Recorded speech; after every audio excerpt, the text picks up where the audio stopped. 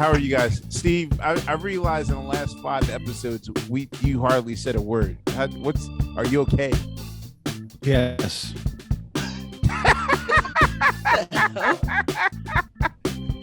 There you go. All right. Fonte, you're in a purple room now? All right, my fault.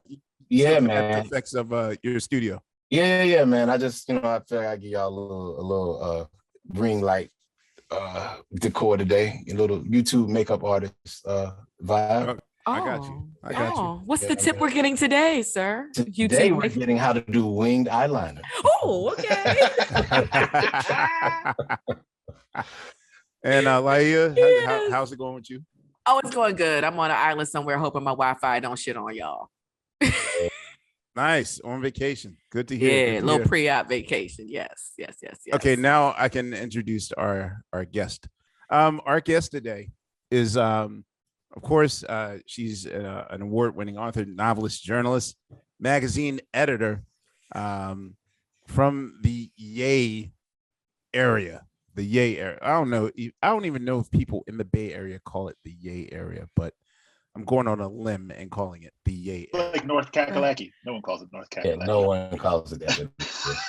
Except for the Roots when they're on stage. I will say that I got to know and subsequently feared this woman when she was the first Black editor-in-chief at the much loved Vibe magazine, starting in 1994. I believe you replaced Alan Light, correct? I did, in fact. Yeah, I did, in fact, replace Alan. This woman, if ever you guys wondered why is Amir obsessed with journalists more than he's obsessed with his fellow peers in the music business, I will honestly tell you it starts with this woman. Ooh. Because I only realized the power of the pen when it came from our guest today. She's released an awesome book, and if you're a fan of the show, and if you're a fan of just inside speak of music genre that you know and love, but things that you might not have known, I highly recommend you get Shine Bright, a very personal history of Black women in pop, where literally not only does she reveal her awesomely kind of adventurous journey and life with her family, coming up from the Bay Area, Los Angeles, and of course living all over and navigating through music, but she even manages to break down and share stories of just intricate stories that of artists that you love, but you really don't know about, like from the Dixie Cups to the Shirelles to I didn't even know Leontine Price was related to Dionne Warwick, right? Dionne Warwick and Sissy and Whitney Houston, and just drawing the parallels of how they, those four generations between Leontine Price and Sissy Houston and Dionne Warwick and Whitney Houston, and what they've done in breaking barriers for just basically progressing forward, but not to mention, Diana Ross, name it, Gladys Knight, Donna Summer, Merlin McClue, even. Mariah Carey. Just name it. Ladies and gentlemen, please welcome to Questlove Supreme, Danyel Smith. Thank you. Hey. Wow. How are you?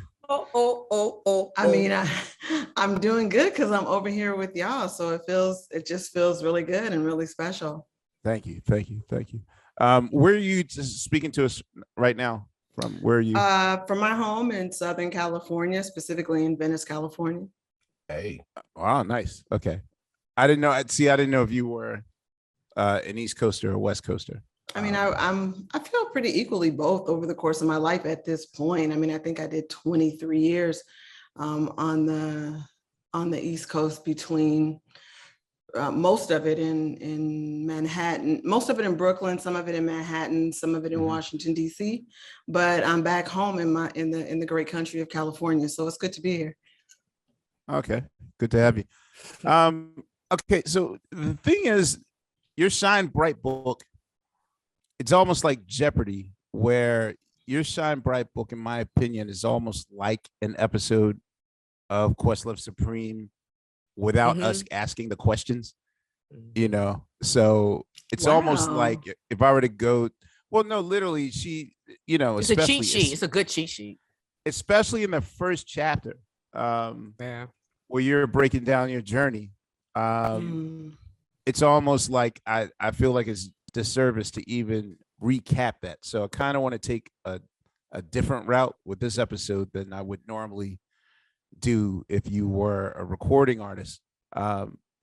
And well, you know, one, I want to just ask the obvious. Why did you feel the need to construct this book and tell these stories, especially in the manager? Why did you feel the need to sort of construct the story in the manner that you did? And why was it so long overdue? Well, let me answer the second question first. Why was it so long overdue? It's a combination of, on my part, timing, combination, add to that a lot of second guessing myself, add to that a little bit of fear, and add to that, I hadn't quite figured out the best way to tell it. I just hadn't. I had to get to that place. I had to get really strong, I think, a way that I hadn't felt probably, I don't know, in a half a decade, by the time I finished Shine Bright. So it's all my fault. It's not my editor's fault. It's not anybody I interviewed. It's not their fault. It's my fault. Just being uncharacteristically slow and missing of deadlines, which So this took you 10 years. Oh, no, let me tell you something. If my husband was here, he would say it took me 8. I feel like I've been writing it since I was 8 years old. But I think technically it took me 6 years. All right. You're speaking of your husband, the beloved Elliot Wilson. Yes. YN. Yeah. Yes. YN in the house. 17 years. 17 years. Ooh. That's awesome. Y'all That's are the really reigning in hip hop. That is it. Right? I don't like know. straight up and down. I don't know. But yeah, so it took me too long. I'm not gonna lie. But you know, the timing was right. It was the reason why I wanted to do it is, you know, long story short, when Whitney Houston died in 2012, which she shouldn't have, but when she did die in 2012, you know, people approached me and said, could you just write a bio of her really quickly? And you know, let's go heavy on the drugs, let's go heavy on the bad marriage. And, you know, I was just They like, would no. tell you that? Yes. In a What? sentence, in one sentence. Yes. Oh my What? God. Like what? Like drugs, Bobby, like, let's go. How fast can you get it done? And I was like, I'll have it to you on the 12th of never. Like, I'm not doing that. So, so I came back to some folks with an idea about doing the history of Black women in pop. I sold that and I was never finishing that. And then I left that publisher and I went back home, so to speak, to Chris Jackson at One World. Chris Jackson published I have 2 novels from the early 2000s, More Like Wrestling and Bliss, that Chris Jackson published. And so I wanted to go back home with him. 1, because he's a genius, and 2, because I trust him deeply. And he just said, you know, eventually he said, you're going to have to put yourself in the book. I'm eternally grateful to him for saying that. And then I spoke to my sister, who's so much a part of Shine Bright. And my sister was like, are you asking me if you could tell my story? She was basically like, BITCH, you should have been told it. So, and so then we were off to the races. You know, at the top of the introduction, you know, I was sort of tongue in cheek when I said that, you know, that I loved and feared you, only because I realized, I mean, for starters, you know, with the source and with Vibe, and at least the first wave of late 80s, early 90s journalism being sort of in a serious form and not just like, and this is not to take away from Cynthia Horner or Black Beat or Steve Ivory or those guys. But, you know, there really hasn't been Black critical writing. And although I've seen it with rock journalism, like I've never seen a takedown article or anything of that level from the Black side of things. And, you know, you ran it very tight, like your version of Vibe magazine, your era, which I guess is 94. When did you leave Vibe? 90. I started as music editor in 94. I was there to 96. Went back to school for a year to 97. Came back, got promoted to be the first Black and first woman editor in chief of Vibe in 97. I left in 99. Then I came back in 06 and was editor in chief of Vibe again, 06, 07, 08. Yeah. 2 years. 2 years. every So time. yeah, I would say that, you know, your era was way different. I noticed immediately your era from, say, Alan Light's period. I guess the Tretch issue was what, 91, I believe, 90, 91. 92. 92 to 94. 92. Mhm. And not to say that, you know, because I'm friends with Alan, like, I'm not saying it was light in the ass, but I definitely saw a noticeable difference between both those issues. And that said, I don't know, in my mind, and I think this is often of how the world will see Black women as, you know, we always use these words like strong, you will use fierce and all those sort of colloquialisms to describe them. And so I was a bit taken aback, you know, at how vulnerable you got, especially in the first chapter, speaking of your imposter syndrome, and you, like, you know, because it was kind of like, whoa, like, because you don't see a human side. Well, I mean, journalists often don't insert themselves or that sort of thing. So I was really just, I was pleasantly surprised of how you weaved your life in music. Like, I love those type of things, whereas not that I'm just learning a lesson of the artist, but I'm also learning the effect that it had on you, because your writing career also had an effect on artists as well.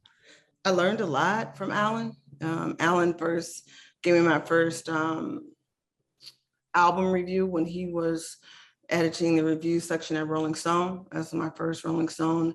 What was your first album? Yes, it was In Vogue, the second Funky album. Divas? Yes. You gave it 2 stars. Yeah, I didn't. Come on, I was a big homer at that time. If I'm not still just a big From homer. Oakland. Come on, man. You know they were gonna call me to do In Vogue. Yo, you know it's weird. Okay, so 2 stars for real? That's real life, Danielle? No, don't listen to him here. No, Okay. I'm gonna tell you Don't something, do it. Danielle. You can't debate me on this. When I tell you, like, in the order of, I mean, a cat like Fonte will study MCs, study production, whatever. I don't know. Like, I study record reviews. I study journalists. Like, I study the people that determine whether or not an album is going to have shelf life or not. I very much, no, here's the thing though. I actually agreed with you. I didn't realize that you were the one that wrote that. And to be fair, did I give it 2 stars? Well, I was going to say, to be fair, Hold you on don't now. determine how many stars it gets. I don't. The publication. They do. The Yeah. publication gets And it. by the way, that's That's always the weird. case. That was the case at the Source too, and that was the case at Vibe when we used to give our little red light, green light, yellow light, or whatever we used to do. Right. At Vibe. The music Yo, editor determines it. But yeah, Yeah, I remember. Everybody doesn't know that, y'all. Y'all know that, right? I'm like, wait, I'm a fan. Hold on, I'm listening to what y'all saying. Hold on, I'm a fan. What you're saying is the person who wrote that whole review Mhm. doesn't have anything to do with those stars. And No. how do Right. they come up with them stars? The Based music on what editor. you wrote? The music Based on what editor you will wrote? determine.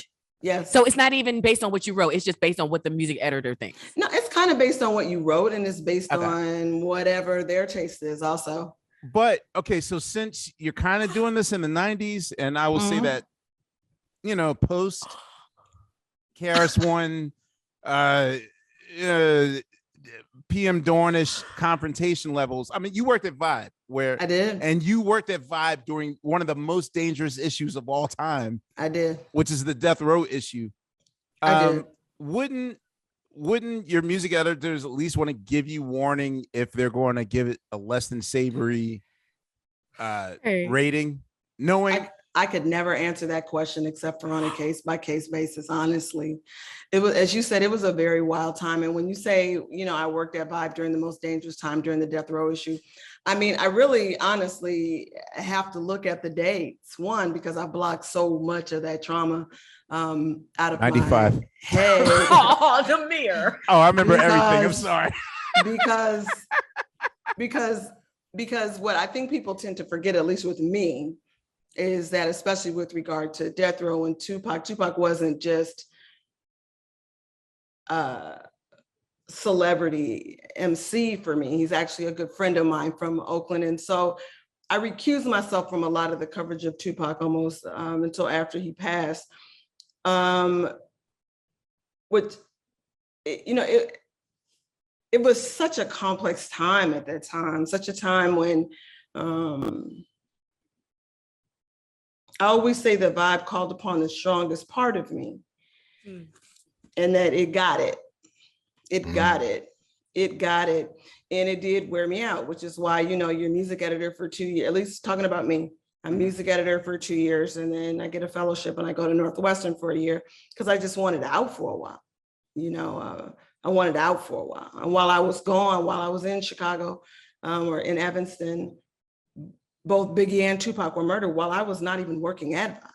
Mm-hmm. I ended up writing the obituary for Biggie for the Village Voice, but I wasn't even working at that time. I was trying to.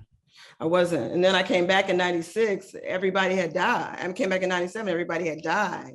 And I put Kirk Franklin on the cover because he was number one with the Stomp remix. And I felt like that was the second line. I felt like we had been mourning for a while. Right. We had thought that hip hop was going to die. We thought that everything that the mainstream had said about it was going to be true, that it was just a fad, it wasn't real, we was all going to kill each other. And then, you began to feel it rising from its ashes. You got to remember, like, that's when Miseducation came out. Really, Lauryn Hill doesn't get the credit she deserves. That's true. For helping bring hip hop back to life after the death of Tupac Shakur and the Notorious B.I.G. And then you add Kirk Franklin and Salt. They don't also get the credit, either one of them, for helping bring hip hop back to life. And that was actually my first cover as editor-in-chief of Vibe, was Kirk Franklin and the Family. That's how I came back in 97. And believe me, my publishers and the business people were like, this is a soft cover. It's never going to sell. It's not going to sell. It's not going to sell. And I wasn't really that person that was always bragging about, like, I know what the streets is feeling. I was not always that girl. I'm very much a pop girl. Pop is in the title of my Shine Bright. But it's like, I didn't know what the hell was going on. And I knew that there's no way that a song was going to number one R&B, I believe top 10 pop for the Stomp remix. And it wasn't like having a major impact on the culture. I also knew that because gospel never gets the credit that it's due for its impact on culture, period. And there had never been a gospel artist on the cover of Vibe.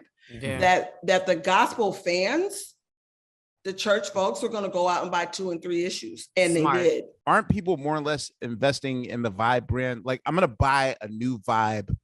No Whoever's on the cover, Or are you saying that there's times where that's not true? There are issues of Vibe that are huge. Okay, let me just say this right now. Yeah. There are issues of Vibe that did not sell. There are issues there's a thing like this. You have a subscriber base. Okay. Right? That's your small money, but that's your loyalists. Me. They keep up paying that $13.99 a year, $12.99 a year. That's what's keeping the lights on. That's keeping the lights on. But the money is at the newsstand back when the newsstand mattered. Because that's $2.50, $3 a pop. Mm-hmm. Whether you're buying it at Bond, Safeway, Key Food, Barnes & Noble back in the day, Walden Books or whatever, that's where the money was. And that's an impulse buy. And that's what I was judged on. That's what any editor-in-chief really is judged on at the end of the day. Period. End of story. So to imply anything different would kind of lessen the work that you put into figuring out who you was going to put on this cover and the content. No, you don't even know. It was science. And the thing about me was not everybody took Billboard into consideration. I took Billboard into consideration because I had been R&B editor at Billboard. Did you replace Nelson when he left, or no, it's Janine McAdams that I replaced. Janine McAdams. Oh, wow. I didn't know that. Okay. Yes, Janine's between us. So yeah, no, I was a person that always took Billboard into consideration because I worked at Billboard. And because even before I worked at Billboard, I studied Billboard like a maniac, which is why I got the job at Billboard. But it's like, no, I was the one that was like, if it's bubbling under, it deserves this. If it's doing this on the charts, if it's number 8 with a bullet on blah, blah chart, then it deserves this. Now, people always wanted to argue with me, and we had the best arguments in the world at Vibe. But I was one who always took Billboard into consideration. Not everybody's like that. Wow. Okay. So the very first. I think, by the way, can I just say this too? I think it's so crazy that I just learned right now that y'all thought every issue of Vibe sold. When I got to Vibe, No. We didn't think that. I thought that. Oh no! Oh my God! I thought you were just asking the question. I thought you were asking the question, Amir. Like, was it the brand that sold? Like, I mean, it's just that like the circle I hang out with, its Vibe and the source was like a religion. But we were the ones keeping the lights on, though. We weren't the info Vibe. Right. It's just like podcasts. It's just like music, right? Like when come on, we want new podcasts. Listen. Okay. What is the equivalent of? First of all, what is expected for Vibe in terms of going platinum? Like, how many issues have to sell for your whoever the higher ups are at the publishers to say, hey, they're doing well? It depends on the year. It depends on the year, because magazines are pretty much gone now for all intents and purposes. Mm-hmm. There's not really a newsstand that you can depend on. But let's just say at the height of things, it's always a percentage. It's not an exact number. So at the height of Vibe, you just never really want to be below 50%. 50,000? Oh, percent. Okay. 50%. And you figure your circulation, like at the height of the circulation for me, man, I got Vibe of it before I left, I guess the second time, up to, I don't know, 800,000-900,000. So you wanna sell through at 50+%. Now that's high, but I have an ego. That's B+. The best-selling issue of Vibe in history is the Master P issue. Make them say, Wait, what?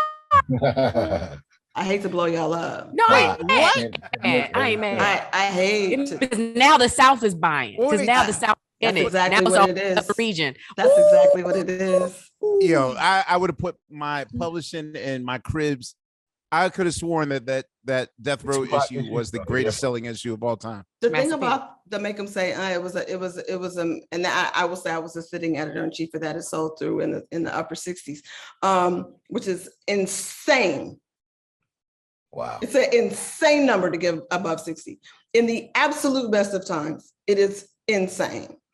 It was a combination. The South was just starting to really be known for having something to say. Mm-hmm. To quote Andre, it was a perfect cover. Wow.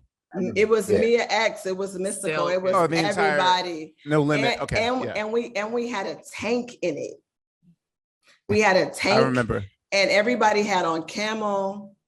And so basically the whole cover was green and shades of black and white, but we did what's known as a fifth color in the magazine business, which means basically a fluorescent or a glitter. And we made the orange fluorescent. That episode left. I remember. Left off. And I'm not gonna say how many issues P bought, but because the world will never know. The world will never know, but it was huge. And you gotta remember too, Master P has a huge contingent of fans in the Bay Area too, out from Richmond. So he was all over. Yeah. So that's really the biggest selling issue. I would never say the lowest issue because it's people that we all know and love, but it would surprise you. Q-tip. I would never say. Come on, you got to. Y'all gonna have to get that someplace else. It's 20 years ago. I know. It feels like yesterday to me, though. I feel like I'm on my way to an editorial meeting right now. Y'all ain't gonna get me out here like this. Damn it. Now I'm gonna go. I literally have all my issues in the room. Now I'm gonna go back and see it. If I text you, you gotta verify it. I will, but I can't because it's like, it's mean, man. And it doesn't necessarily sometimes even have to do with the person. It's 100%. timing. Yeah. It could be the photography. It could be anything. It just doesn't necessarily. It could be the truck was late, man. Oh, It could please be tell me what it anything. was. No, you don't get it from me. No, Eh. and you talk about you fear me. You see how easy I'm scary. I'm scary. Like, I can't say that. That's so mean. What if I just said, yeah, It's not mean spirit. this It's particular- facts in business. this particular MC has the lowest selling issue in the history of Vibe. That's hardcore. It must be Jay-Z. No. It's definitely not Anyway. Jay. I will say that from the South, though, just to show you how things change. Is it somebody who still has a career? Are they considered a legend still? Are they? Do they have a career in rapping, or do they just have a career? Do they have a career? Do you have a career? Yeah. They have Period. a career, but they don't necessarily have a career in rapping still. Okay. All right. Got it. Mm. And this was during Just, would the. you guys leave her This alone? was- I this thought was we during- weren't gotcha journalism. Now it's like over it's here. like Hip Hop Jeopardy. Anyway, so you said that Rolling Stone was the very first time that your work appeared in. A national magazine. I would say no, that's not the case. I would say the first time I had a national story was in Spin magazine. There was a column there called Dreaming America. Yep. And that was my first national that was my first national thing. And I always remember that I couldn't believe I was getting paid $1 a word. And That was that And that- standard or was that like? that was standard for mainstream. People don't even get that now. And it's like, I hope, listen, you used to be able to make a living as a writer. It's very difficult to do so now. Even in the Bay Area, I was getting 10, 15, 20 cents a word. If I wrote a 1,500 word piece, I was getting $150. Craig Marks, he's actually the music editor of the LA Times right now. Craig was music editor of Spin back then. And when he said it was $1 a word and 800 words, I just remember thinking, so that's pretty much rent in Oakland back then. And I felt like, I felt like back then, and I felt like I could stay in this. But yeah, I think my first one was about Yo-Yo. Okay. Yes. Black Pearl Forever. Yeah. I wrote about DJ Quick for Spin, who's also a favorite still. And then it was out of those Spin clips and a couple of things I did for the Village Voice that brought me to the notice of Alan Light and Anthony Day Curtis at Rolling Stone. And then I was only really R&B editor at Billboard for like 6 or 8 months, something I outlined in Shine Bright. But then Vibe launched. And Alan had gone over there as music editor. And when he was promoted to editor-in-chief, because Jonathan Van Meter left, then Alan asked me to come over as music editor. And it was a wild 2 years in that job. I always thought Spin was the weird cousin to Vibe magazine. I always thought they were weirdly related, like they had some kind of similar ownership or something like that. I mean, at the beginning we didn't, but then like in the, I guess, late 90s, 2000s, yeah, we were owned by the same company and we were in the same building. What was the company? Vibe Ventures. Oh, it was so called. okay, they own their own. Vibe Ventures owned Vibe and Spin. And Blaze at that time too.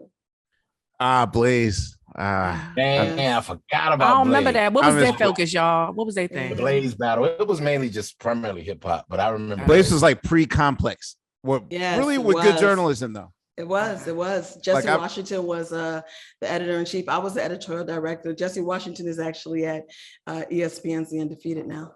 Okay. Oh, Yeah, wow. we had our Illmatic rating moment with Blaze. Like Things Fall Apart like got a perfect 5 rating there. And that the Jay-Z Amir be issue. monitoring these reviews. He's about that. He's about that life. He about that life. I'm I'm not so that it way doesn't- now, but you It know. does my heart good though. It does my heart good to know that somebody of your stature and talent and genius is paying attention like that, because we really tried. Like we weren't up there like fooling around. Like we were about passion, but we were about rigor. We were about facts and we were about deep and strong opinions. We were about design, photography. We're about fashion, style, all of it. And so the fact that you, being you, were paying attention that hard, honestly, it does my heart good. And anybody that listens to this that used to work at Bob the Source XXL, any of it, Rap Sheet, all of it, Honey. Yep. Honey, all of it. Oh, man, honey, It yeah. matters. I mean, I could take it to Ego Trip. I could take it to One Nut Network. I could take it to King. 4080. I could keep going. Like I could keep going. The fact that any of us that worked in those spaces were being paid attention to, that our work was being monitored or enjoyed, or even it matters a lot to us. Can we just get the white elephant out the room? I was gonna say, you might as well just go on and say it. All right, go on and say it. No. And this is the thing. I'm not. Look. All right. So the deal is, I think in that Prince issue, if you guys remember the Prince Vibe issue, the Prince Vibe cover issue. Yes. There's a write-up for Zingalama Oh, wow. that single-handedly, like, if you want to know the beginning of Questlove's micromanage era of like, I must write all the liner notes, I must do all the interviews, I must, like, no article ever scared me more. And the thing is that, now I live in an era where, I read the New York Times now and just read, like, this year, everyone's celebrating the fact that New York Times gave like 11 Madison a 2-star review, which is like shockers. Or, there's been like sort of like crazy reviews, like Miles Davis is on the corner for Downbeat magazine, like throughout history. But, it's different now because in the internet, I sort of feel like artists write for each other. Like, hey, check this out. That sort of thing, like when they're really going to go. But to me, when I read your Arrested Development Zingalama Dooney feature, to me, that was like, it was literally like watching the Apocalypse Now documentary. Or Amir is also known for good hyperbolic quotes. Shut up. But it wasn't even, you didn't even have to do anything. It wasn't a takedown from your point of view. Like, literally, Speech was kind of asleep at the wheel, and the entire band decided they're going to do a mutiny in this article. And at that point, I realized, like, oh man, a career could be made or deaded in one fell swoop with just one article. The turning point for me. What was the after effect of that? Did any of you? Can y'all tell us what happened for people who didn't know what happened? Okay, or forgot, smoked it away. Okay, so long story short, it's like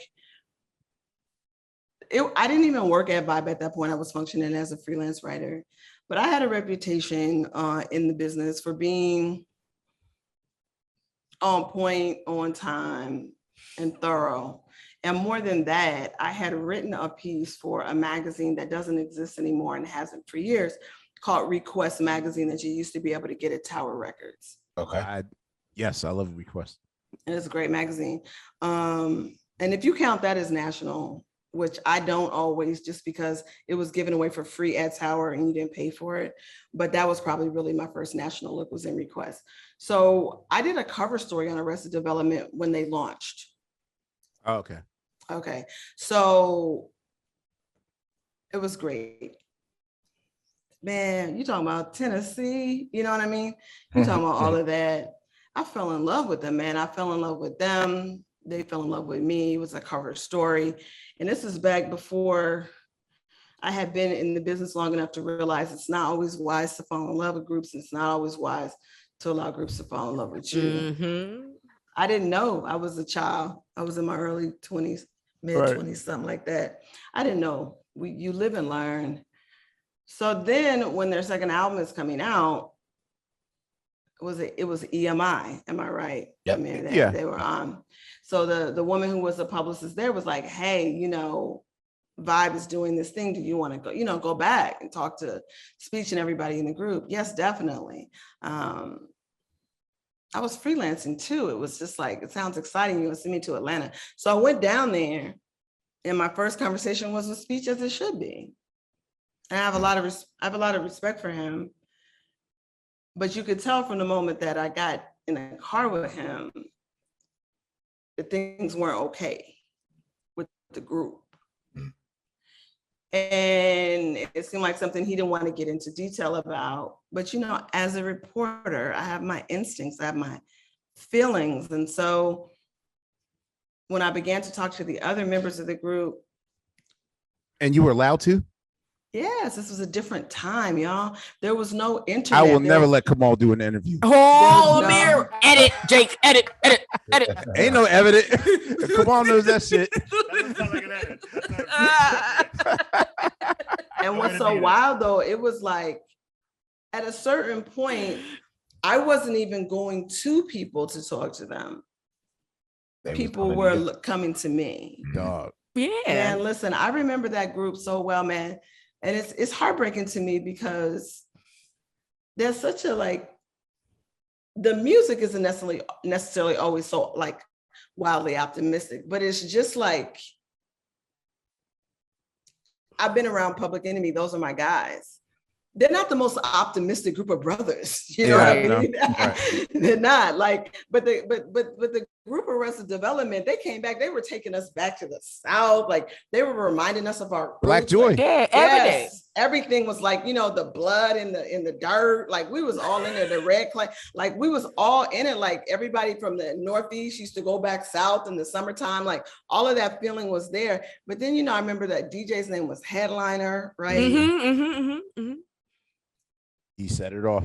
Dion Ferris. I remember. Hold on. Dion. Yeah, it was Dion. It's coming back. It's coming back. It's coming back. It's coming back. All right. Okay. And, you know, things just weren't going well. It's so hard. And I know Questlove knows this.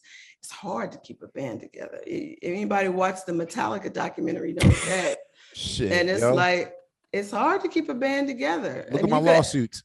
You could ask the Supremes, you could ask anybody, the Commodores, like it's hard to keep a band together. Yes. And everybody was mad. And everybody's talking into the tape recorder. And they let her know.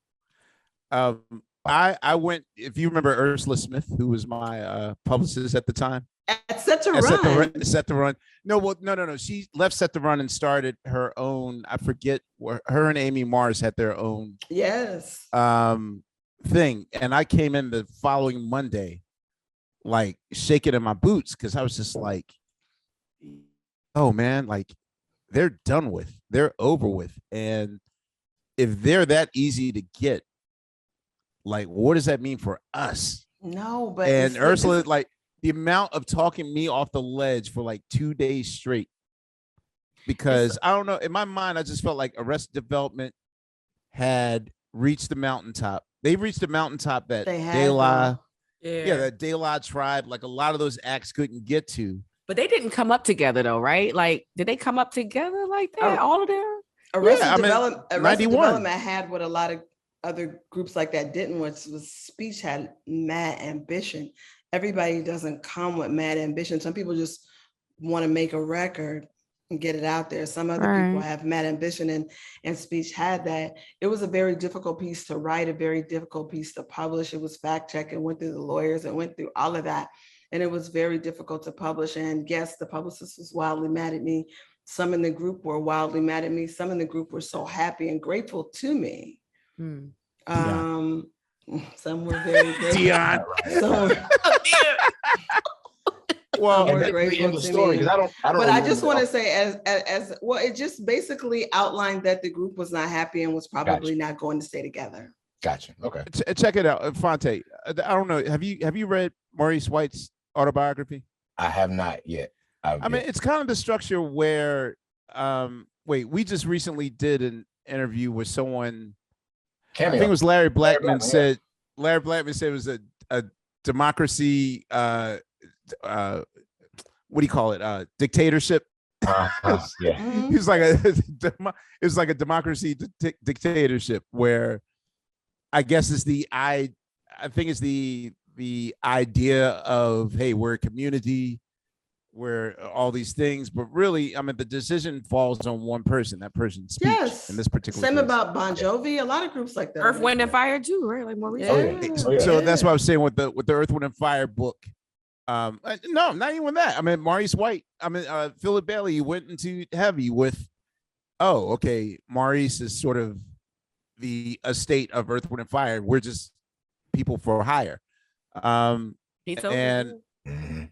you know, it's just as I'm certain that you know, Fonte, you know, Absolutely.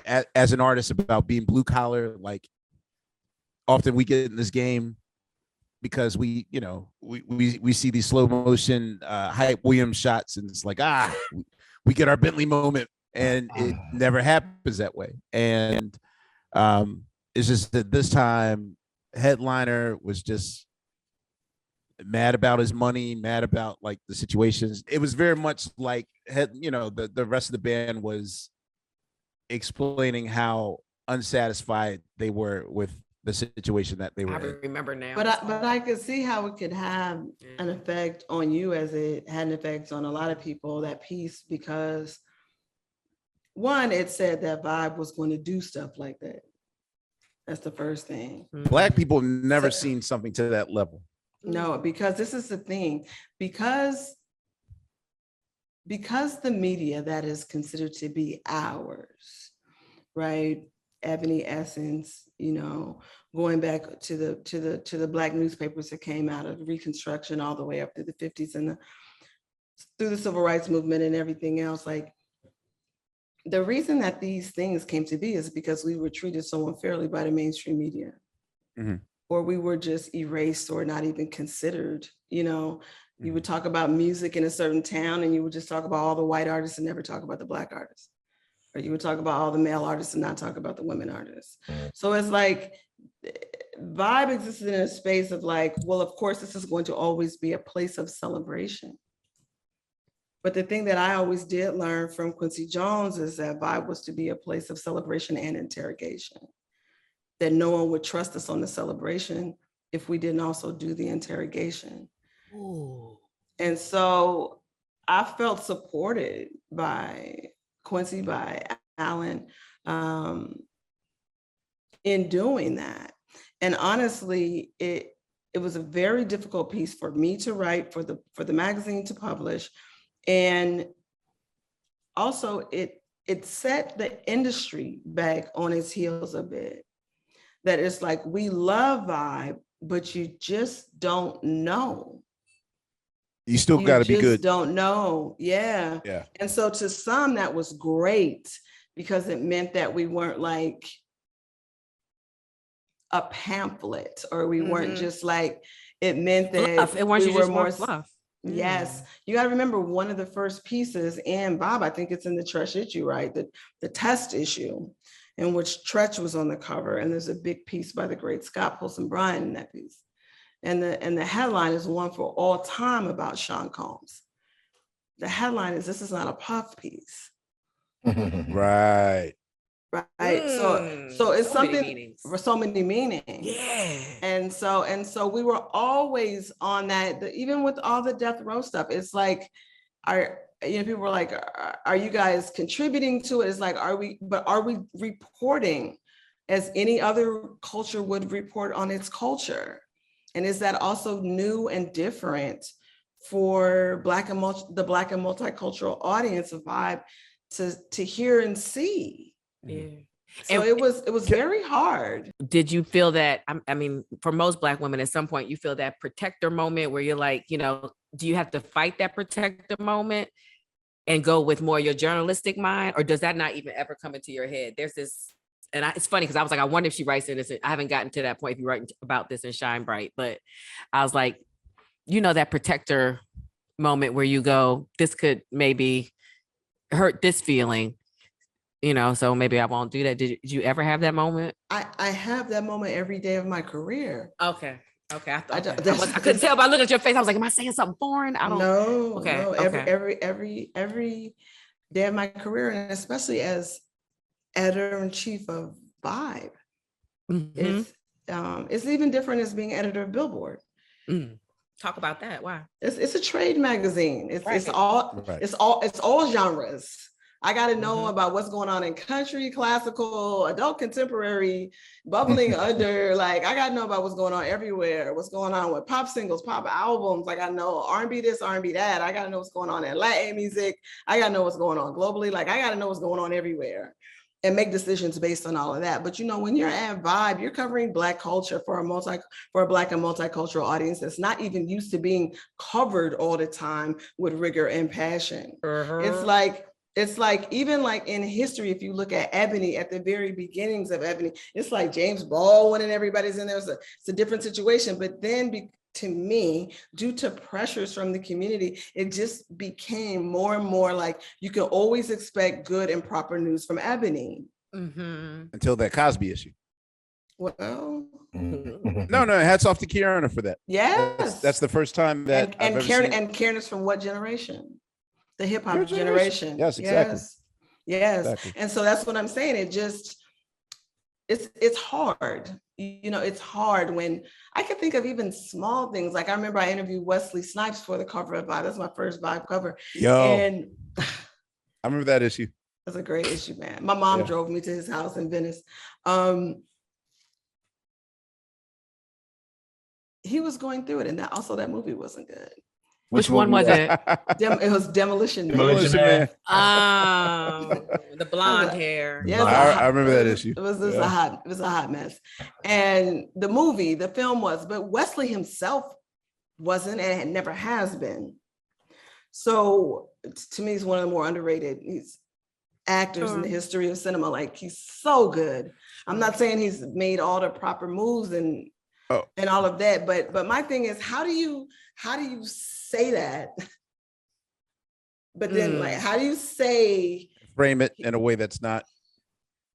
How do you say that? And that's the work for me. That's the work in Shine Bright for me. Like, how do I talk about Whitney Houston's mom? Sure. You handled that awesomely, by the way. Yeah. Oh, thank you. Yeah. Who to me is just like, she's so important to the history of American pop. Like she literally trained Whitney Houston. She literally sang behind Elvis Presley. She literally sang behind Van Morrison, Jimi Hendrix, everybody. And it's like she literally contributed to the vocal arrangements for all of this big pop. And she trained Whitney at the same time. She just didn't accept her daughter for who she was. And can I just say on that note, it's so funny you say that, because as we're going through all these different lenses and filters for people these days, when it comes to the music business, I find it harder and harder to apply those filters if you really want the true story about things, or you really want to talk to people. Like if we've had these moments where, you know, even talking to me and Amir and Jake will talk about people and we'll be like, yes, they were significant. They are historical. These conversations should be had. However, but this little thing had happened. And so I'm so curious, Danyel, how you navigate that. Like, because even in a situation like, I can't even say names because you feel guilty, but no man who was doing business in the 60s, 70s, and 80s is fucking straightforward, has no shit with him, basically. Right. There's no man. So how do you like navigate that? It's just. Well, I don't think council culture was a thing then. You know what I mean? Right. As much as it is now. Yeah. I guess that's why journalists get paid less and less. They can hardly write. Right. Well, It's also because artists have so many other avenues in which to tell their story. It used to be that the only place that you had to go. You go on IG Live, huh? Yeah, you just go on IG Live. You can go right to your Twitter feed, your IG feed. And some of that, I have to say, I am not mad at. Like, I miss. Even if it's to the detriment of your. Do I miss it? Yes. Do I miss being like, you have to go through Vibe. Essentially, you got to go through me and my cohort. Yeah. Right. So do you miss that feeling of like, oh my God, yeah, we're Vibe. Yeah, of course. But you know, to everything there is a season. Ooh. We were needed for that at that time. We were desperately needed. But I can just give you an example. So I'm doing this. Just picture me doing a talking head moment for a Michael Jackson documentary. Dude, thank you. Come on. Yes. Okay, And go ahead. no, and not even to get into the complexities of Yeah. Michael's situation, but just to say this, just to talk about the internet part of it. Yeah. So that the person that's directing or asking me the question says, don't you just find the internet to be totally overwhelming and ridiculous? Like, you can just put Michael Jackson's name into Google search bar, and then like 8 million pictures come back about Michael Jackson, 12 million stories, headlines, everything in the world is just so overwhelming and terrible. Isn't that just cheapening Michael's legacy? This, that, and the third. And I was like, nah, actually I don't, because see, I grew up a Michael Jackson fan. And I couldn't find anything about Michael Jackson when I'm 9, 10, 11, 12, 13, 14, 15 years old. And all I wanted to know about was Michael Jackson. If I didn't have Cynthia Horner's Right On magazine, what really would I have? Right. I said, I was insatiable. When you're 13-year-old as a fan, oh my God, I was insatiable and I couldn't find anything. And I told him, I said, so I actually feel flush, man, with joy that I can put Michael Jackson's name into a Google search and just see every million, even if the news is bad, even if the news is ugly. Yeah, I said, I would rather that than to have like to be searching and thirsty to know something To about be invisible. one. Yes. So Can that's I why. Go ahead. Can I'm I ask sorry. a question? Mhm. All right. I was going to ask you, what was the hardest issue for you to execute? However, I wanted to take a wild guess. How hard was that Michael Jackson issue to put together? His cover story. Whoever just looked it up, what are the cover lines on there? Read them. Michael makes history. The King of Pop strikes a pose. Eazy-E's Final Days. Notorious B.I.G.'s Smokes Cali. Enter the Wu-Tang Clan with I can't read the name. Something. Bones Malone. Duh, Bones Malone. Mhm. That was 95. Barely have any memory of that except for Easy. Damn, that's a You flex. better do it. You wow. better What do was it, that? That's a Danielle flex. Smith. Like, oh, What do Michael you Jackson, I remember? remember that shit. What do you remember about Hello. Eazy-E? What do you remember about the Easy interview? This is Easy. Well, this is post he had This died. is Final Easy Days. dying. Yeah. I mean, that's what I remember about that particular issue. Because 95, okay, so I'm music editor. I just remember that, I just remember that it was, remember, I'm from the Bay Area, so I've been knowing about and dealing with AIDS probably in a closer proximity than a lot of people. It was very entwined in our lives. And so I don't know, the tragedy of that, man. And I will say this, I'm not even the biggest Eazy-E fan. But just as a human being, man, it was just too much. And also the way hip hop was dealing with it was crazy. That's what I really remember most about that. And I also remember just not liking the cover image or the design, which is rare for me, which is rare because it doesn't really even look to me like a classic vibe cover, which we were very meticulous about on most issues. But you also got to believe too, again, I don't know even if I was in those conversations, but I do know this. If Michael Jackson was involved, then Michael Jackson had probably had final say on what the cover looked like. Because you understand too, in that era, Quincy Jones had a lot more to do with the day-to-day than he did by the time I became properly editor-in-chief. I don't know. I just was always just under the impression it's like, okay, he started this magazine and I'll see y'all later. Oh, but he was day to day. Okay. No, he was not day to day, but he was like, if it had something to do with something that Quincy had something to do with, then Mr. Jones was involved. Absolutely. Wow. I don't know if I talk about it in Shine Bright, but my first experience was, so I did Kirk Franklin. Mm-hmm. And then, let me not get my dates mixed up, but I feel like I was called to the phone and I was told that Quincy was on the phone with Joe Jackson. Oh, because it was Janet had an album coming out. And so we needed to get that together. And I was on the phone with Quincy, and they've known each other since the dawn of time. And I was the sitting editor in chief, and I was just like, why am I even on the call? Hello. Yo. And they were just hashing stuff out. And then I was like, they asked me like, who should the writer be? I think Joe asked Quincy that. And then Quincy finally said, Danyel, like, this is your moment, like, speak up, like, this is your area or whatever. The velvet rope cover. Yes. And I was like, well, I think it should be me. And they were like, Joe was like, really? Why? And I said, simple reasons. I said, because I saw her perform at the Circle Star Theater at San Carlos, California when I was 8 years old for my birthday. So boom. I probably had the longest relationship with her out of anybody here but y'all. And boom. Then also we're both really pretty much the same age. We're both really Black California girls at the end of the day. And I mean, we could go through the catalog thus far. We could go back to Dream Street if you want to. We could do what you want to do. And so that's when Joe said, well, it seemed like you should be the person then. Wow. But it's just when Quincy Jones shoots you the rondo pass, it's like, you better just act like Kevin Garnett. Be prepared, right. Yeah. So for Shine Bright, what was probably the most surprising revelation in constructing this? And also, was there anyone that you had to leave on the side of the road that you wanted to include? The most crazy thing to me about Shine Bright is just how much music comes out of segregated times. Oh my God.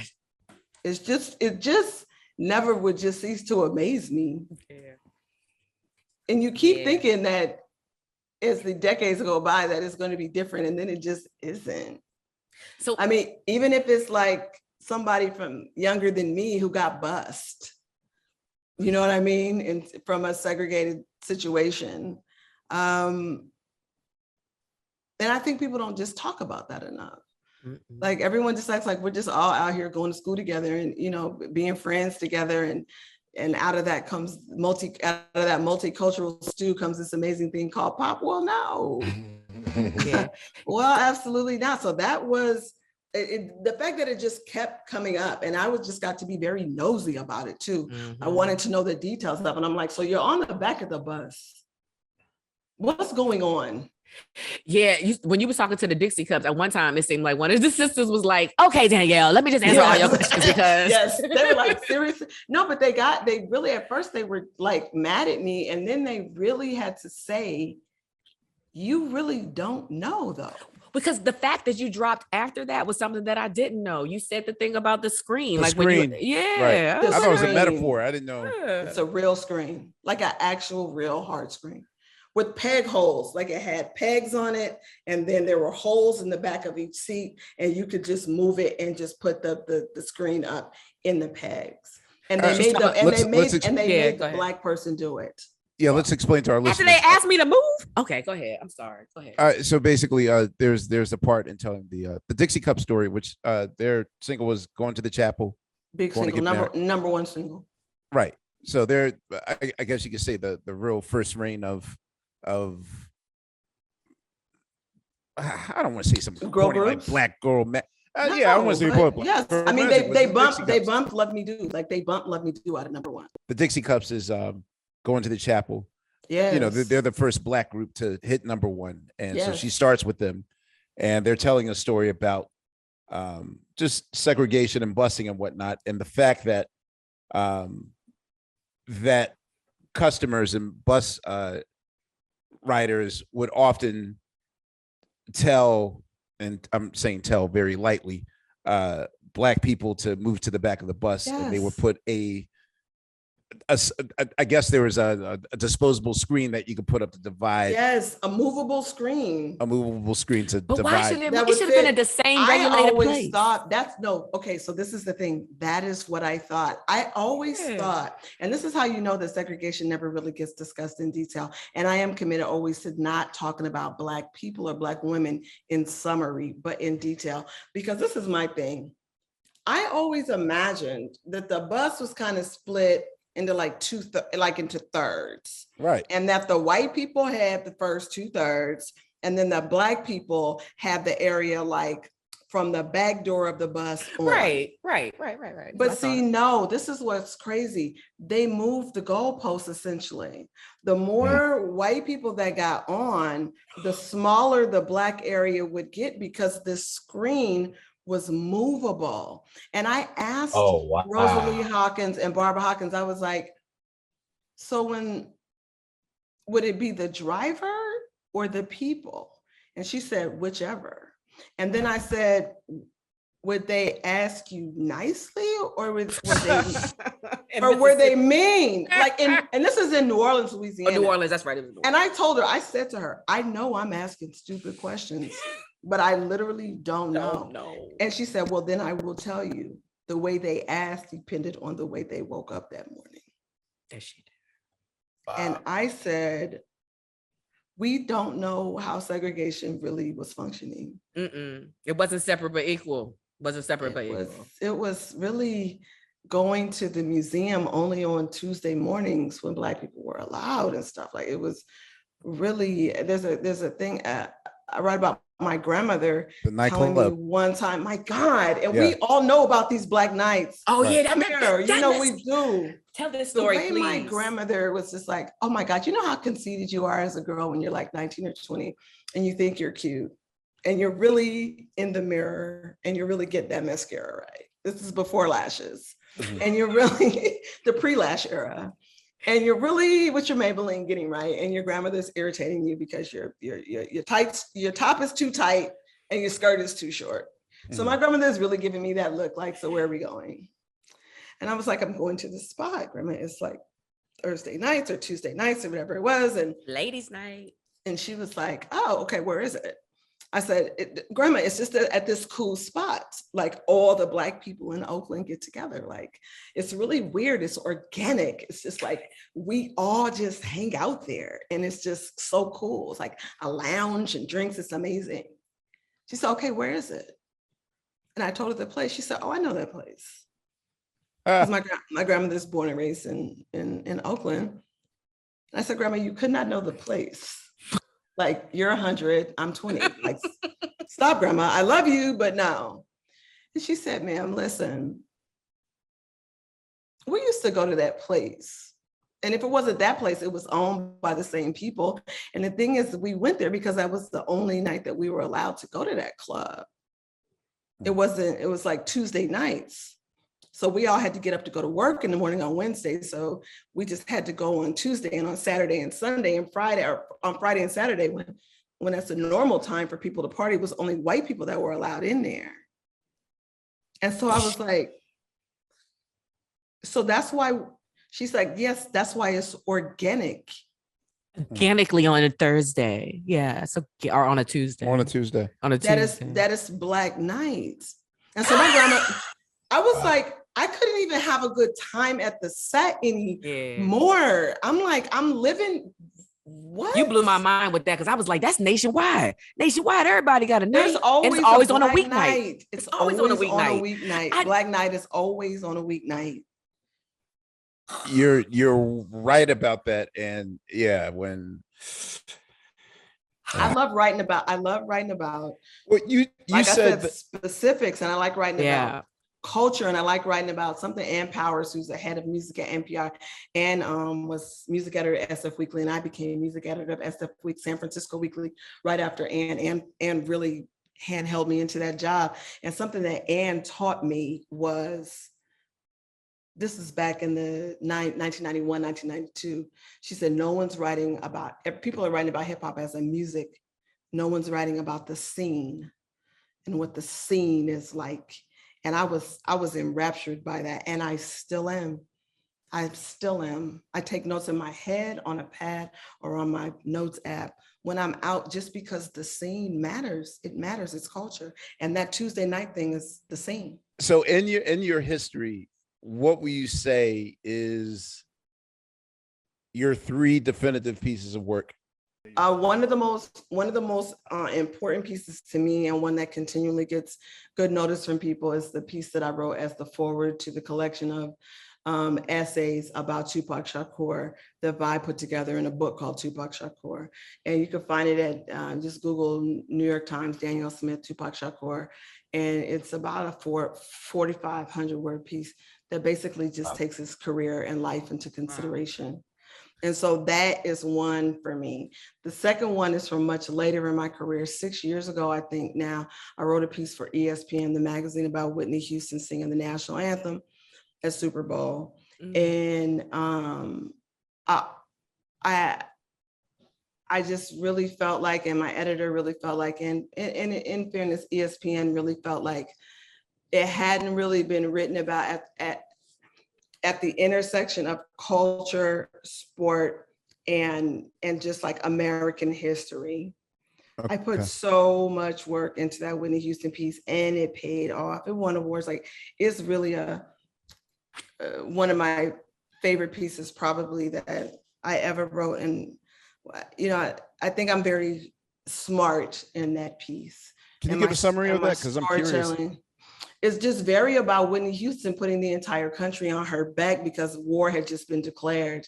Okay. This was in the pre-security era, and Super Bowl was a soft target. So I wrote about everything. I wrote about what was going on with the war. I wrote about what was going on with the NFL commissioner. I wrote about her pre-recording the song. I wrote about I covered her performance in a second by second way. I covered every single second of her performance.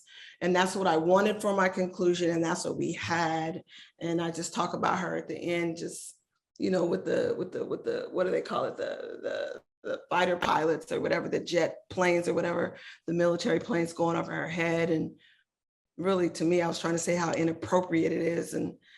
But the way she sings free is so important to me, how she owned that word in the Star Spangled Banner. So many singers run from that word, or they shorten that lyric. And Whitney put a whole curly Q at the end of it. Right. See, I thought, to me, your 95 Kel's piece, which well, see, that's blocked though. But you're like the one that literally broke the story out. Yes, we did. I was a team effort, but we did, yes. Also, okay, I didn't know the reading thing. Didn't you break the team effort? The team effort comes in. I'm on the road with Dana Lichtenberg. We're chasing him down. But the reporting of Dana Lichtenberg is a photographer that shot him for the cover. The cover, okay. It is, and I'm happy you brought that up, honestly, because me too. Because really the headline is For All Time: The Sex, the Soul, the Sales, and the Scandalous Marriage to Teenage Superstar Aaliyah. And the thing that made it what it was the fact that Dana got the shot, I got the story, and Robert was so awful that day, and we didn't even know what we didn't know at that time. Right. And so me and Dana are on the road. This is Alan sending me and Dana Lichtenberg on the road. Dana shot so many great shots of Lil' Kim, Tupac Shakur. But so our goal is we got to get the story, and we need him to speak. And also I got to report, I got to find his teacher. I got to interview all types of people. His bodyguard let me in. We were at the, what was it called? The arena in Philly back then, the Spectrum. The Spectrum. So I'm in the bowels of the Spectrum. It wasn't Fuzzy, but it was another radio DJ that when I saw him, it wasn't Fuzzy, but it was somebody that reminds me of Fuzzy. And they were standing on stage in soundcheck that we had snuck into. And I told him my situation. And he was like, you can have my backstage pass. I'll never that was Cosmic Kev. He looked like I can't Fuzzy remember, from the back. but yes, right. And I was like, man, so wait, you were doing the story, and you weren't officially traveling with the camp.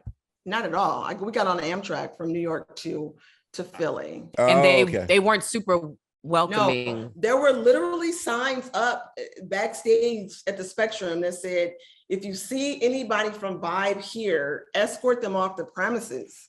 Wow. And so we were like, wow, it just felt like Public Enemy #1, because we had a story on this was my thing when I was at Vibe, music editor, editor-in-chief. If you said you were going to do it, I'm holding you to your word. Like I really believed that. And it was very childish, almost the way I would really hold on to that. Like my thing was very much like, you promised.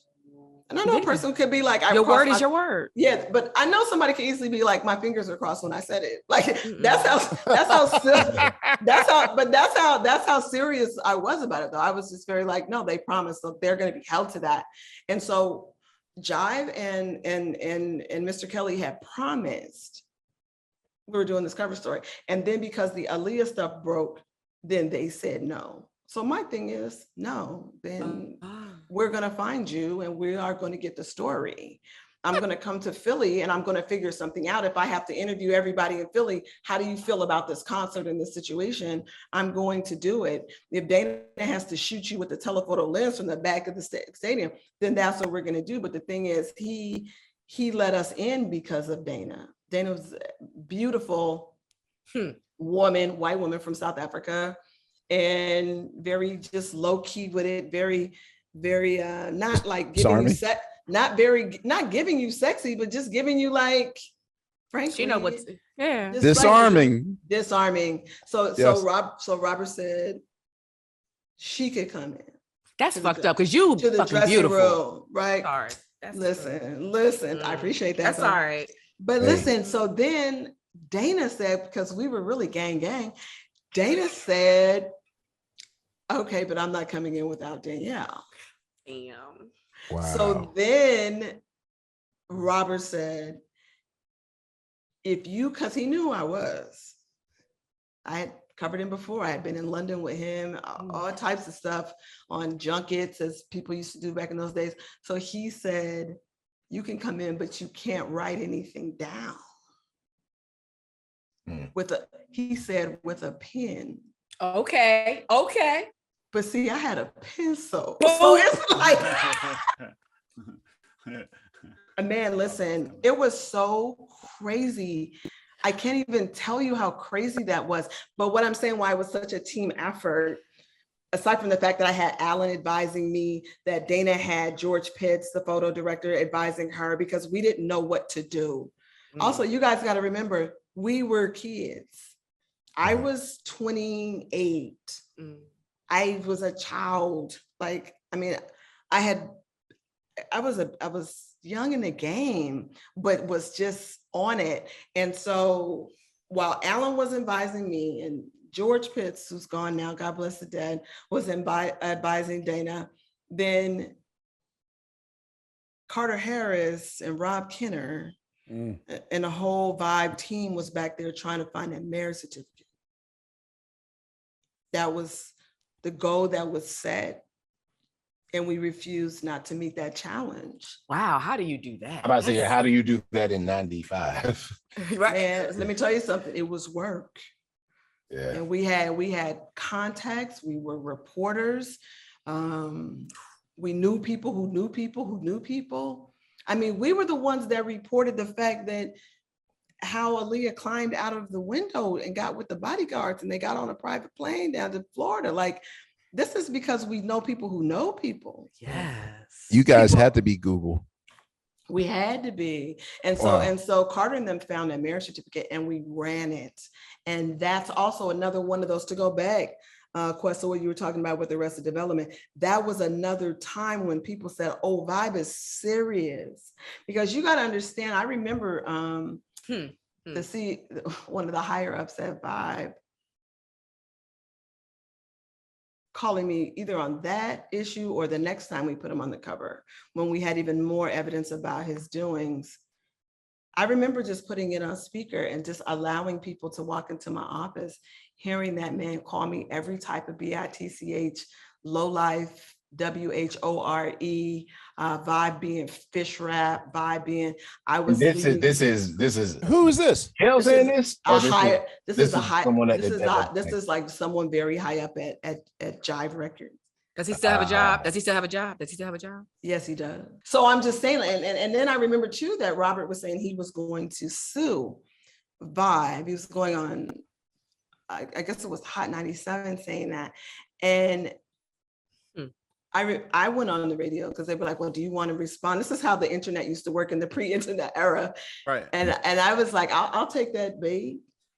And I went up there and they were like, well, are you concerned that you guys are going to get sued? And Robert Kelly said he's going to put Vibe out of business.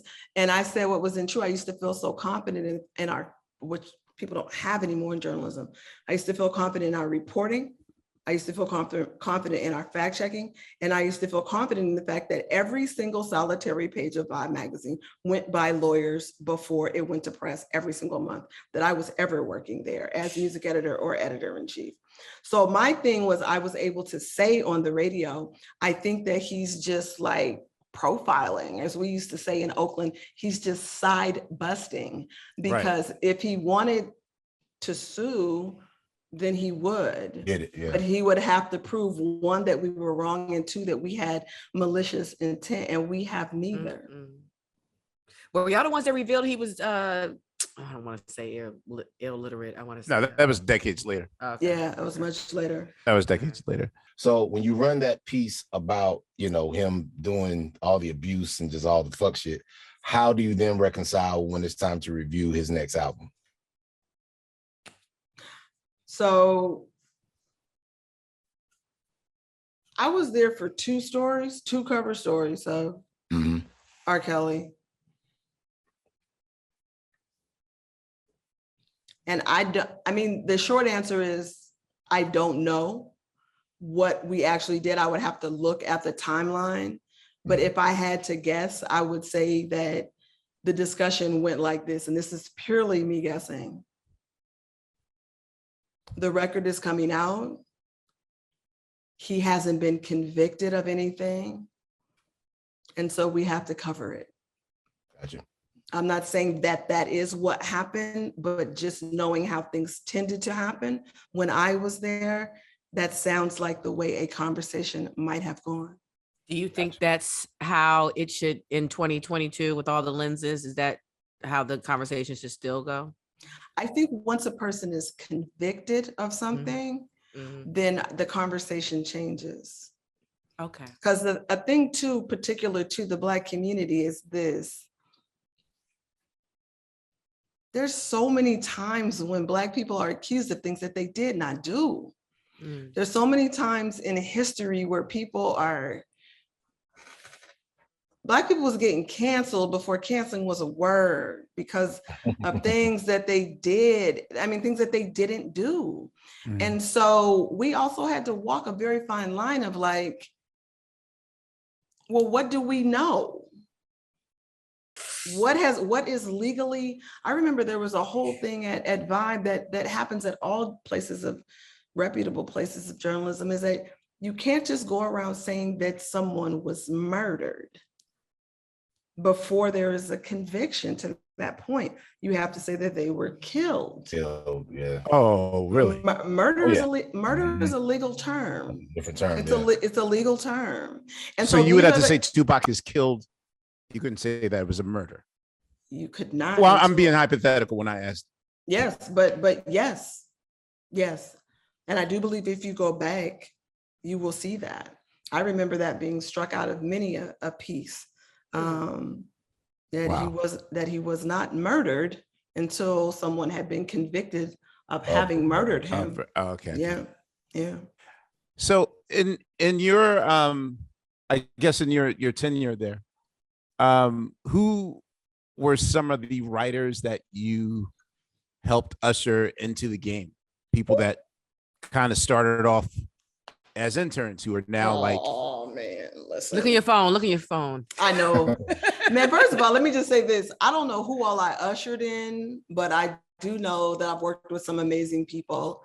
I mean, when I got there, you know, Alan and Jonathan Van Meter had already hired people like Joan Morgan, who's Dr. Joan Morgan now. Yes. Scott Polson Bryant, who's Dr. Scott Polson Bryant now. Wow. People like that, like. Okay.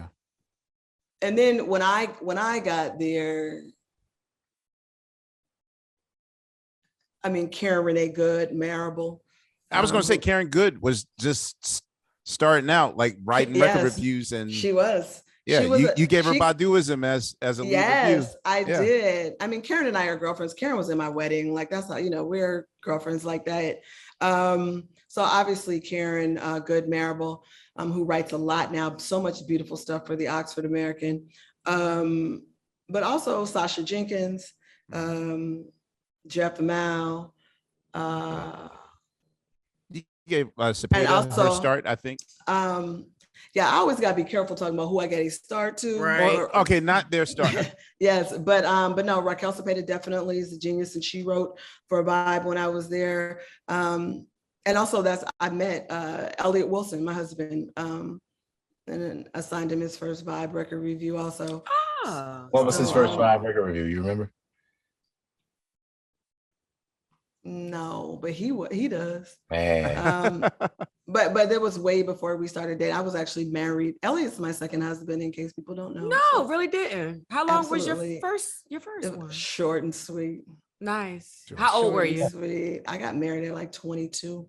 Oh yeah, that girl, was. no. Oh, no. Yeah. Is yeah, it hard when? Well, I mean, at one point, both of you were married? editor in chiefs of competing. We were. Like, how? So, because you guys were married and you're editor in chief of competing, not Hatfield McCoy level It was of though. competition. It It was. was. Yeah. Of So course how it does that was. work? Like, how do you find love? Who you How got do for your color? Yeah. What's who you got? separation of church and state when both of you are fishing for like the same story? Well, we had a history of it already. Elliot wanted to become when we were just colleagues. Elliot stopped writing for Vibe and he went on to become music editor of The Source. Right. So I was feeling competitive at that time before we ever were dating.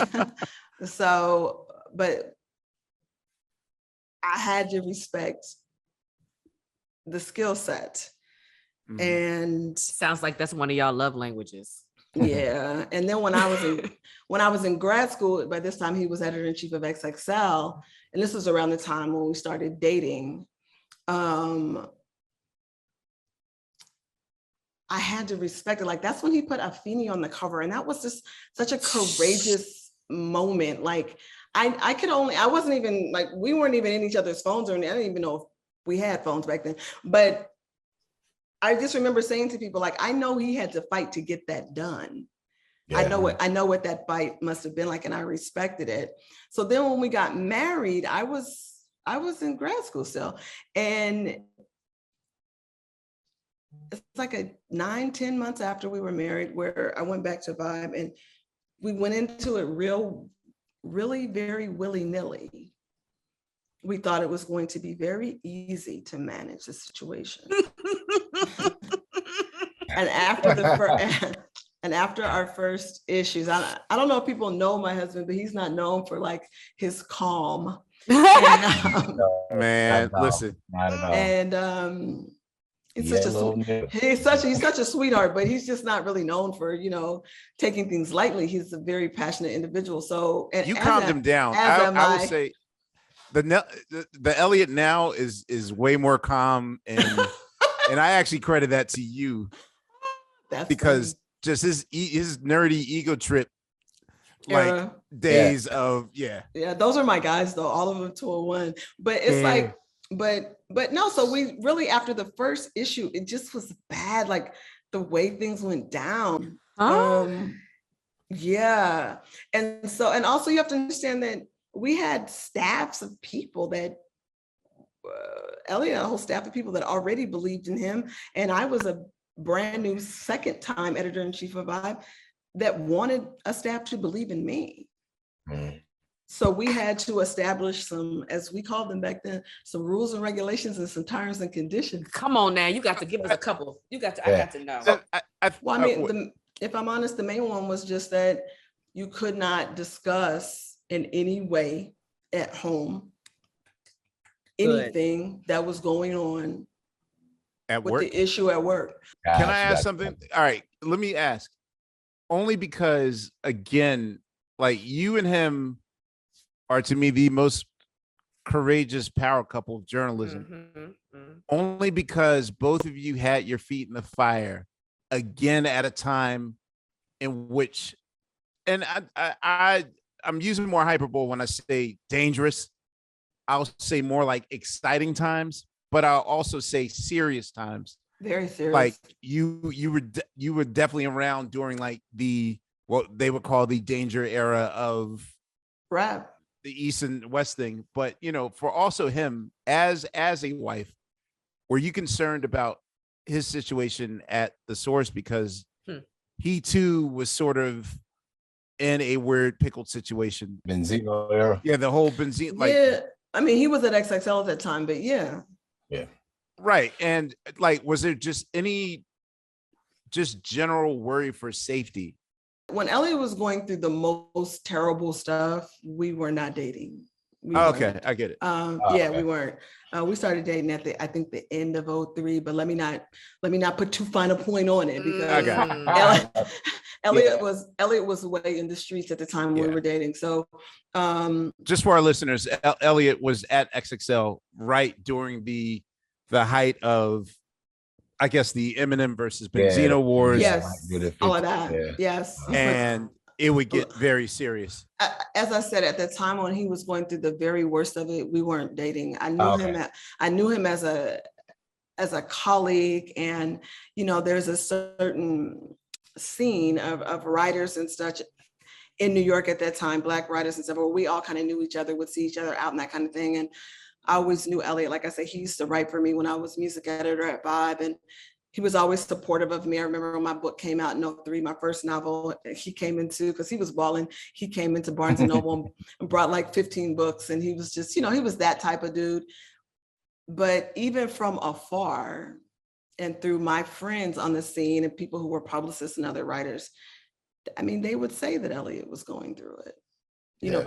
People that saw him, I mean, these are his stories to tell, but people that saw him more than I did.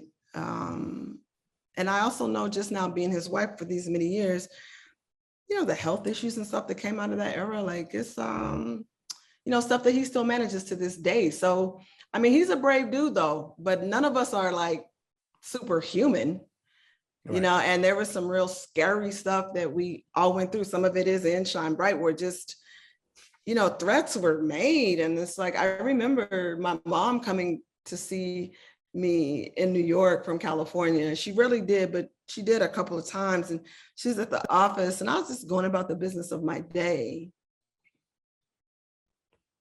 And then she said, like, so is this how it always is? And I was like, what? And she was like, just the way it was a different era. She's like, just the way you're talking to people. I said, how am I talking to people? She's like, just cursing and stuff. And I was like, am I cursing? She's like, yes, you're cursing a lot on the phone to people. And I was like, that's because people are trying to back out of the things that they said they were going to do. That's because of this. That's because of that. And my mother said, okay, but like, are you running a staff or are you running a gang? Like, what's going on?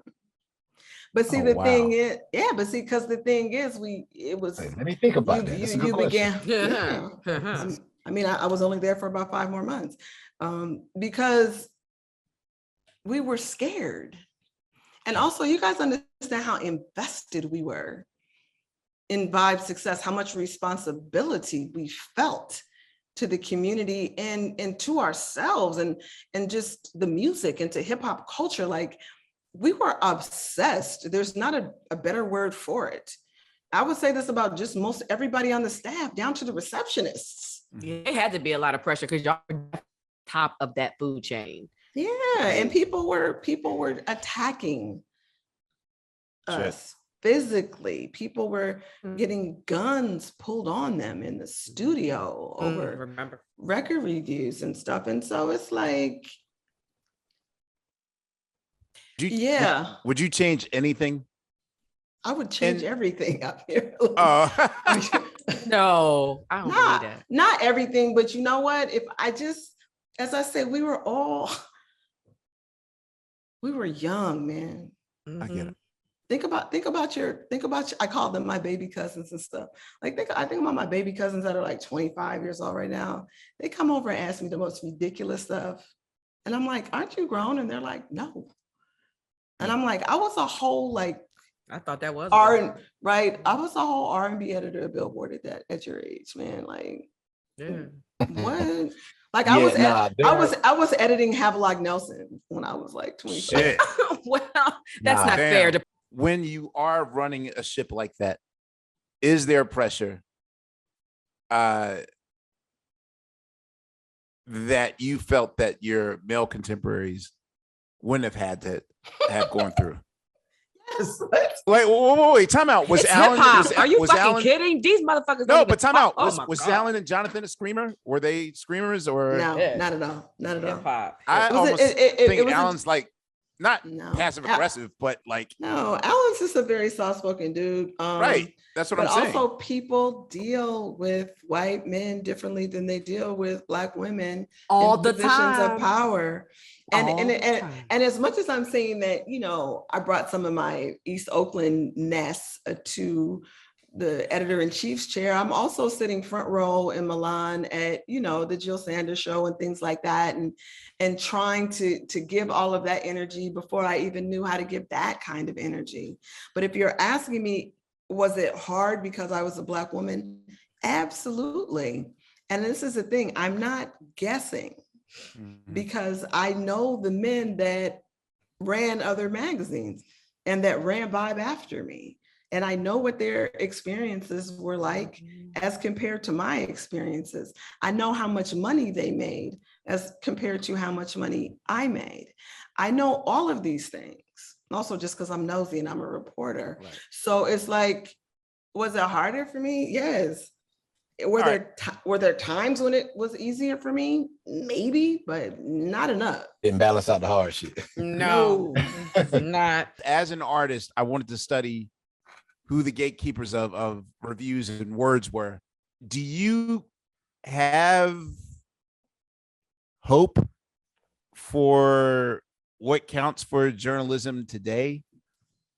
Because I will say that there's like a level of thoroughness that is kind of lost, and there's also just technique and I'm not saying that it's a lost art. Like there's definitely some writers that I feel like are super smart and super insightful, but for the most part, I think now it's like the Wild Wild West, where just you know, there's just people that aren't that knowledgeable about their subjects. They run on Wikipedia real quick, or run to your old articles and add to it. Do you feel like your era of the NBA or the new era of the NBA can hold a candle to your era of it? It's harder, but yes, I do think they can. For the most part, if there's differences in quality, it's not the fault of the writer. It's also what they have to write about. No, it's the fact that there's no budgets for anything. There's no, if you're writing right now for 20 cents a word, how much are you putting into it? I was writing for 20 cents a word when I was in my early 20s. I turn stuff down now because I'm just like, it's just not worth it for me to do that because I'm not even contributing to my household well on what you're trying to pay me. And so then you have kids who aren't getting fact checked. You have kids that aren't, not even kids, but adults who aren't being edited by people that know and understand the culture and who they themselves are being paid well enough to put their heart and soul into the work. You have people that are only doing email interviews because no one wants to pay somebody's cab fare across town, let alone a plane trip. I remember when I sent Michael Gonzalez, another great writer from the Vibe. Yeah, shout outs to Michael Gonzalez. Yes, family. Sorry. Gonzo Mike at Twitter. It's like, I remember Barry White had an album coming out that was the Practice What You Preach album. And they were like, well, I wanted the story. Like, I just wanted the story. I wanted the story. I think I was music editor at the time. And they were like, well, we can't do it. But if you want to send somebody to Brussels right now, then we can do it. I went to my boss, whoever it was at the time, and told him the situation. They said, well, buy him a ticket to Brussels. And they went, and it's a great great story from Michael, and the headline is Blackberry Jam, and it's an amazing story, an amazing photographs, and it's like, where is that going to happen now? That's not the fault of the writer. That's the thing that's heartbreaking to me. One of the great things about me going to ESPN was because ESPN has budget. As I said, they sent me to Qatar to do Simone Biles. When is that happening? They can afford to take care of people like Justin Timberlake, like David Dennis, like Soraya, like Lana. Yeah, like, you know, like, so that people can make a living and have a life. There's not even that many places right now where you can go where that's okay. So when I say I have hope, I do believe that the pendulum is going to swing back, but it's going to take some foot stomping and maybe even some swinging on the part of the journalists themselves. That's when I say, yes, like, I don't know what a general strike is called for. I don't know, but something got to give. Okay. Are you going to write any more fictional novels? Yes, I love fiction, and my MFA is in fiction. I may, God willing, and life is long, I may. But I will admit that the things that I'm thinking about with regard to fiction now would probably be more scripts, maybe than novels. It's what I'm into right now, and thinking about how to maybe even look at my first two novels and how those things might turn into things that exist in other spaces, whether that's audio, whether that's, you know, filmic or whatever. So those are the kind of things that I'm thinking about a lot, trying to learn about. Taking a page out of your book, sir, just trying to look at what could happen. Pivot. Yes. Yeah, what can happen in documentary spaces and things like that. All right, my last question, because you are from Oakland. I am. To be of age in Oakland at the time when that first generation of hip hop was coming out, are there any notable, like for you, moments of growing up in Oakland? I don't know if I have how many Oakland tales I have. I can just Your tell you that. Best one. What do I have? I mean, I told you, I saw the Jackson 5 nearby in San Carlos at the Circle Star Theater. And it's like, let's just pass by the childhood stuff and get back to me moving to the Bay Area as a college student at UC Berkeley. So now you have to understand too, that the Bay Area is a huge touring stop. I mean, you know this. And so I'm seeing anybody from a Flock of Seagulls to Frankie Beverly and Maze to Ziggy Marley.